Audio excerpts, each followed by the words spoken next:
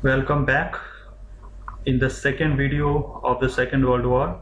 In the first video, we had discussed about the main causes of the Second World War. So if you have not seen that video, I will request everyone to watch that video first. So if we discuss about the main results of the Second World War, it was the victory of the Allied forces. It was the victory of the Allies forces over the Axis power. It means, if you can remember who were the members of the Allied forces: USA, UK, France, USSR.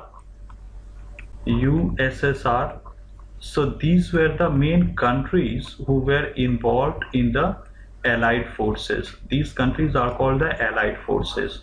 America joined the war in 1941. We had discussed in the last video 1941, after the Pearl Harbor attack.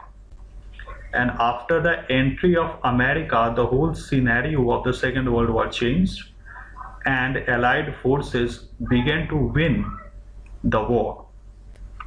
Because before 1941, the Axis forces were winning the war, and Germany was capturing the new countries one after another. But after the entry of America, the whole scenario of the Second World War changed, and in the Second World War, the Allied forces began to win. So if we talk about the first consequence of the Second World War, was the defeat of the Axis powers. Now, who were the Axis powers? I hope everybody has been able to remember. Everybody can remember who were the members of the Axis power: Germany, Italy,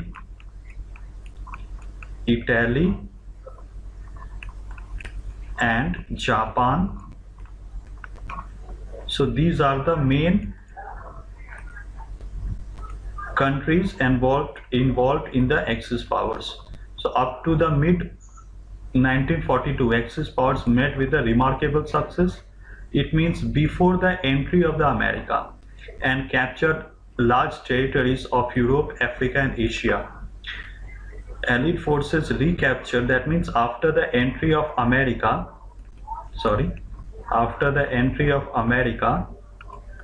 after the Pearl Harbor attack by Japan, America involved into the war, and it changed the whole scenario. Italy was the first country.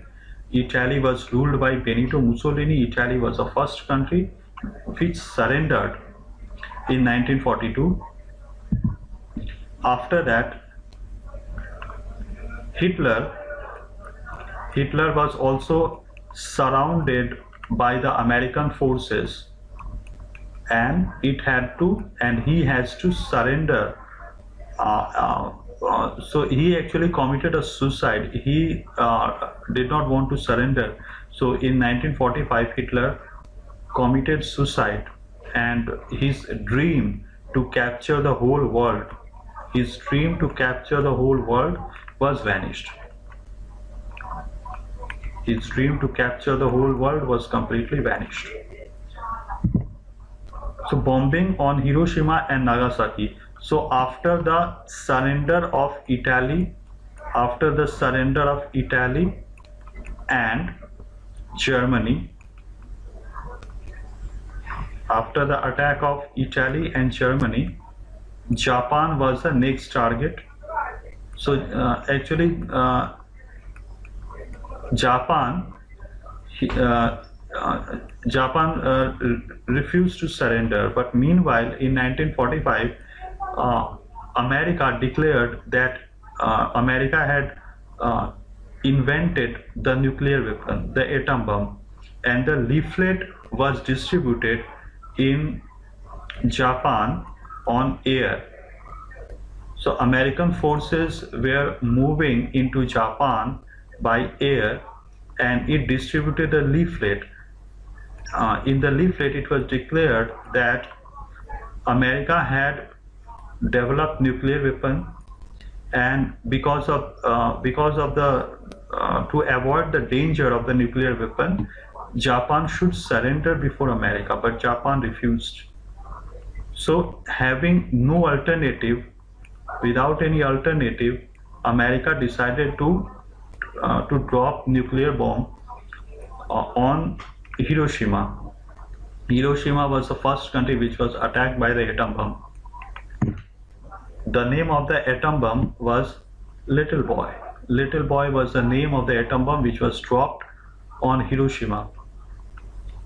So it was dropped on Hiroshima.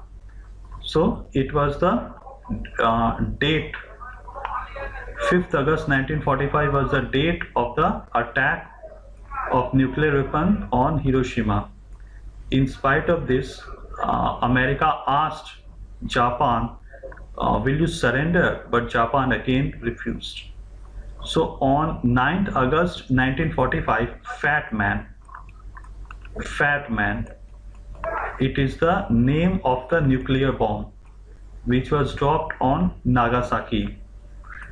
Again, because of the disaster of the nuclear weapon, on 2nd September 1945, Japan surrendered unconditionally. We should not forget that at the time of the Second World War, Japan was under monarchy. Hirohito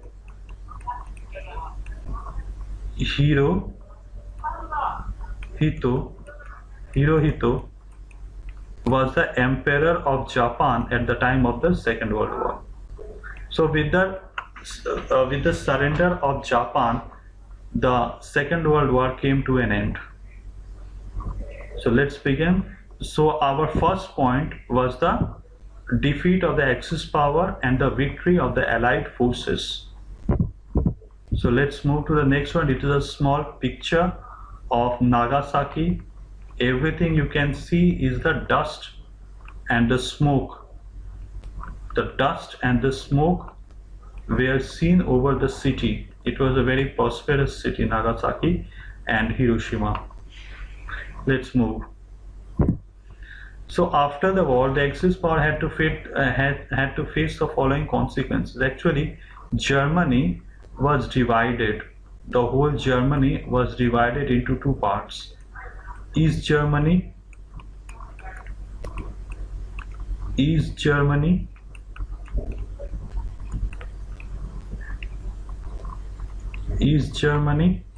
and the West Germany. East Germany and the West Germany. The West Germany was known as the Federal Republic of Germany. The Federal Republic of Germany, and it was more prosperous than the East Germany, and East Germany was called the German Democratic Republic. Under USSR. USSR is the present day Russia, but it was unified Russia before 1991. In the 1991, USSR was broken down into 15 different countries, and it is called the present day Russia. So before 1991, or at the time of this Second World War, it was USSR, United Soviet Socialist Russia. So it was actually USSR was ruling over the East Germany. East Germany was under the control of USSR, and West Germany was under the control of UK, France, and the USA. So between the two countries there was Berlin Wall. So here you should not forget the Federal Republic of Germany and the German Democratic Republic, East Germany and the West Germany. The unification of East Germany and West Germany happened after the downfall of the Berlin Wall in 1991. 1991. It was called the Berlin Wall, Berlin Wall collapse, or the collapse of the Berlin Wall and the unification of Germany. So I hope that everybody has been able to understand these points. So let's move ahead. The formation of the United Nations. Now, what is the meaning of the United Nations? United Nations was the same. The main motive of the United Nations was to save the world from the scourge of war. After the Second World War, the emergence of the United Nations happened, which had the same function as the League of Nations. League of Nations. Actually, the League of Nations failed after the First World War, and after the Second World War, in the place of the League of Nations, the United Nations developed. The main motive of the United Nations was to save the people from the scourge of war, to maintain friendly relations among the nations, to maintain international peace and security. But the main differences between the League of Nations and the United Nations was that the League of Nations had no separate agency for the maintenance of the international peace and security, but United Nations have a separate agency which is called the Security Council. The Security Council. The Security Council for the maintenance of peace and security. It is a separate organ of the United Nations, and the main function of the Security Council is itself the maintenance of peace and security, but this kind of organ was absent in the League of Nations. So actually this is the one of the difference between the League of Nations and the United Nations. So here you can see that all the nations at San Francisco to draw up the Charter of the United Nations. What is the meaning of the Charter? Charter is the constitution. It is a constitution in which it is a rule book. It is a rule book of the United Nations. As India has the constitution, United Nations has a charter in which every action and the structure and functions of the United Nations are written. So it is a date of the establishment 24th October 1945 is the date of the establishment of the United Nations. And what was the objective of the establishment of the United Nations? Maintenance of international peace and security, the maintenance of peace, and to establish friendly relations among the nations. Cold War. Another result of the Second World War was the Cold War. The emergence of USA and USSR as superpower.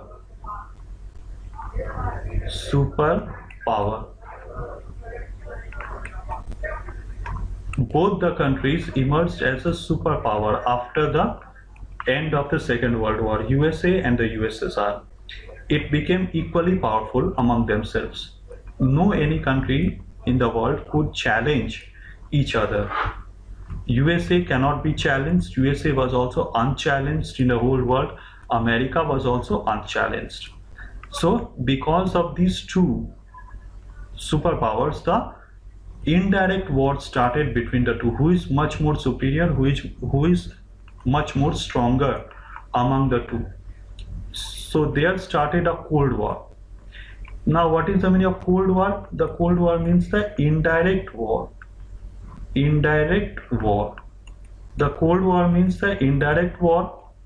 Without going for the direct war, it is a kind of a competition, intense competition in the area of sports. Intense competition in the area of science and the development and the capture of the ideology. It was a kind of a ideological conflict between America and the USSR. So USA and Soviet Union fought together in cooperation during the World War. The apparent harmony between the two declined and old suspicion and ideological conflict came into the forefront.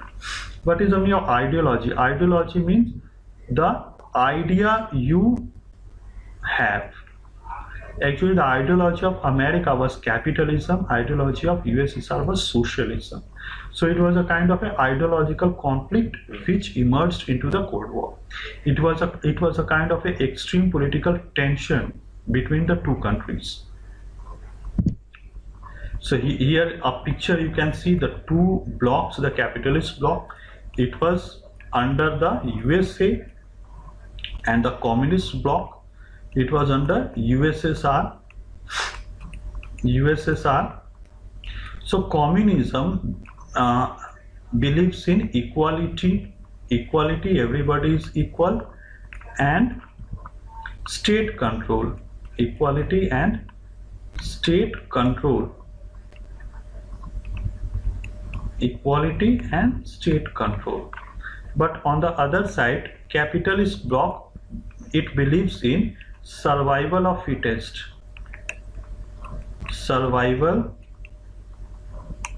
of fittest, survival of fittest, exploitation, exploitation, exploitation. So exploitation, the survival of the fittest, unfit elements would be eliminated. All these are the features of the capitalist bloc led by America. State controlled, equality is the features of the communist bloc of USSR. Socialist economy, another feature is socialist economy. That means everything would be equal. Socialist economy. And here capitalist economy, capitalist economy. So all these are the features of the two. Exploitation is a feature of the capitalist society. So two blocks, it was an ideological war. It was an ideological war which started in the form of the Cold War between the two blocs, America and the USSR. Both of the two countries were called superpower after the end of the Second World War, and the ideological conflict between the two began to be called as the Cold War. The two blocks, the capitalist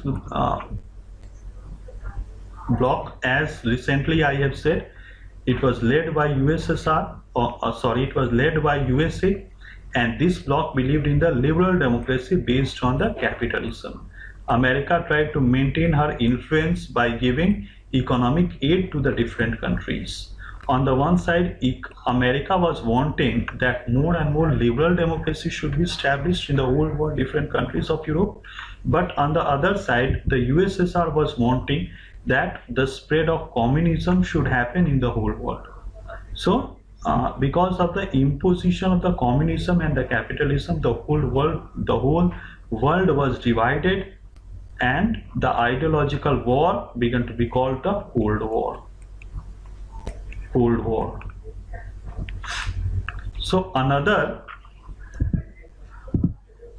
in between the Cold War, India adopted the non-aligned movement. So here the emergence of the Cold War. So the next point is non-aligned movement. Non-aligned movement, which was started by India. India started non-aligned movement. The non-aligned movement means we will join neither the capitalist bloc nor the socialist bloc. We will join neither America nor USSR to maintain our independence, because if we are joining either American side or the USSR side. That means we are compromising with our independence. It means that we are calling someone to interfere into our internal matter.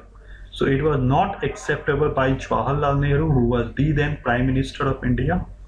So because of to stay away from the Cold War tension, India decided to adopt the policy of non-alignment. It means maintaining equidistance from both the capitalist bloc and the communist bloc. So these are the main results which happened after the Second World War. I hope that I have been able to make you understand. Everybody has been able to understand, I hope.